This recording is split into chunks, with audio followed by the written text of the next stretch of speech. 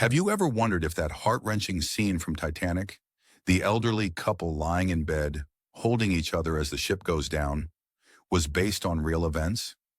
What if I told you their story wasn't just a cinematic moment, but a tribute to a true, breathtaking act of love and sacrifice from the real Titanic disaster?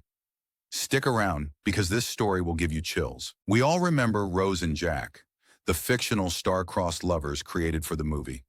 But what many people don't know is that the elderly couple we see in that unforgettable moment was inspired by real-life passengers. Their love story wasn't written for the screen.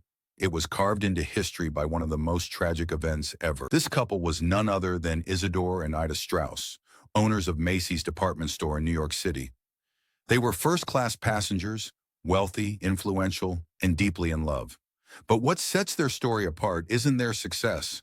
It's what they chose to do when the Titanic began to sink. Before we go further, if you love untold Titanic stories like this, check out my full breakdown on YouTube.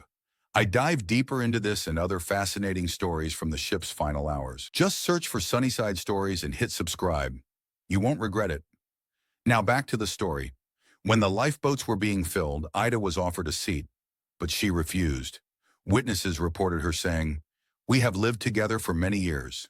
Where you go, I go." Can you imagine the courage and devotion it takes to make a choice like that? Isidore also declined a seat, refusing to take the spot of another man. The couple spent their final moments side by side. According to accounts, they either sat on deck or returned to their cabin, where they embraced as the ship went down. It's believed that this scene in the movie was inspired by their real-life actions, a quiet, dignified, and profoundly moving display of love in the face of death. Their story reminds us that true love is not just about grand gestures, but about staying by each other's side, no matter the cost. To this day, they're remembered as one of Titanic's most enduring love